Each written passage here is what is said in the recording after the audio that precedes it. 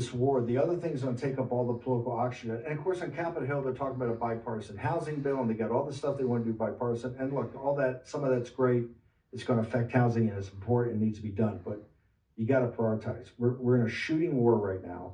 In addition, we want to make sure one of the reasons we're in a shooting war is because of the fiasco that the illegitimate Biden regime visited on this republic in the 4 years that they were illegitimately in office, and that's because the 2020 election was stolen. And so next week, we're going to go into this whole thing. Finally, the pressure on having Cornyn and people like Lindsey Graham for re-election, they understand President Trump's adamant about this.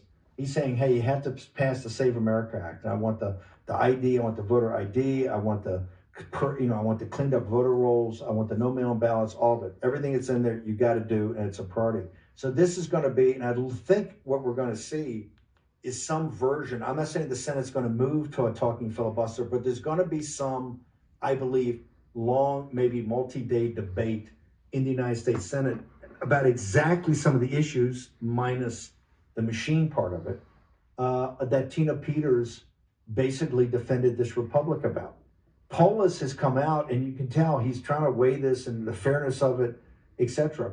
The Democrats in Colorado, and these are vicious Democrats, they took a red state, a state that was as red as Texas, and they flipped it purple, and now they're flipping it dark blue. They've come out united and said, under no circumstances can you let Tina Peters have a day shorter than the 9.5 years that she's got.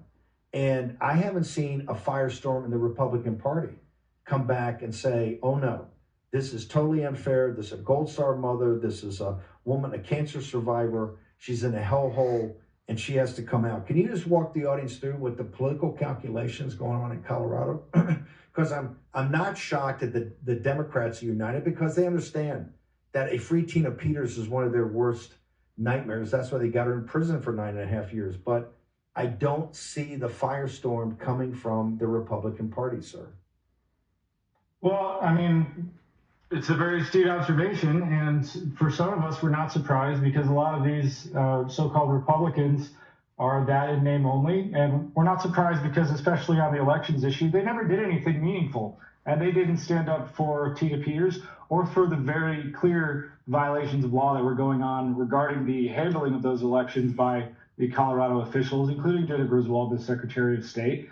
Some of them have been more disappointing, because they show us that they're willing to represent themselves as fearless MAGA, America first, until the re-election is at stake. And that's really the reason we're seeing silence. The verb that has become now Tina Petered was not just a signal based on what they did to her to the rest of the clerks across the United States and here in Colorado. It was a verb that now means something to politicians as well. It is the territory that you're not supposed to, to threaten.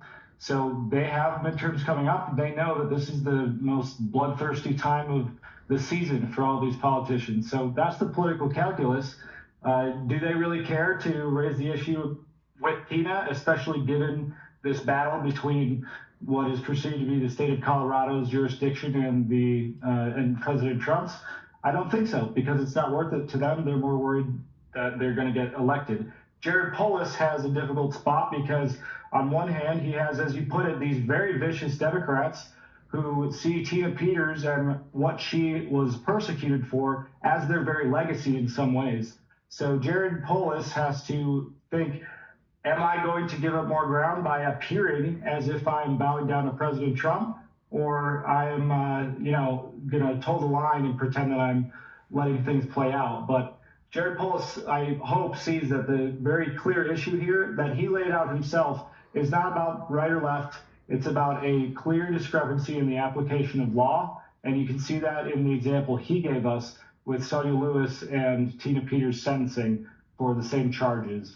So, Jared Polis is in a difficult bit of political calculus himself right now, because they're using Tina Peters to prevent him doing anything that is just clearly right. And the rest of the Republicans here in Colorado, they have a choice. And this is the last election that we're going to have unless we, at some level, from what President Trump is doing, which is phenomenal, all the points in the Save America Act, it's common sense. We need them anyways. But these machines are going to be the death of the republic. if the truth is not really seen here. So there aren't too many candidates that are looking very good here in Colorado, but we also need to be wary of what's happened in other states because they go and we saw Democrats split the ticket just in some of these last elections. We need to figure out who we're actually going to stand with here in Colorado and have a unified party, because otherwise we allow them to do the same thing, which is split our votes, and they run away with the bag, and we have nothing to argue, because not only we can't get the source code for the machines, we can't actually see what's going on behind the black boxes, but we look completely divided as it is. So it's as much a Republican Party thing as as it is a machine thing. But Tina Peters is simply an issue of right and wrong. She shouldn't be in there, and she shouldn't be sentenced the way that she is, regardless of her being a Republican or a Republican clerk, and regardless of President Trump pardoning her. That's just not in the calculus that should be applied here. And I hope that anyone who's reaching out to Jared Polis, you make sure that he understands that's the real calculus.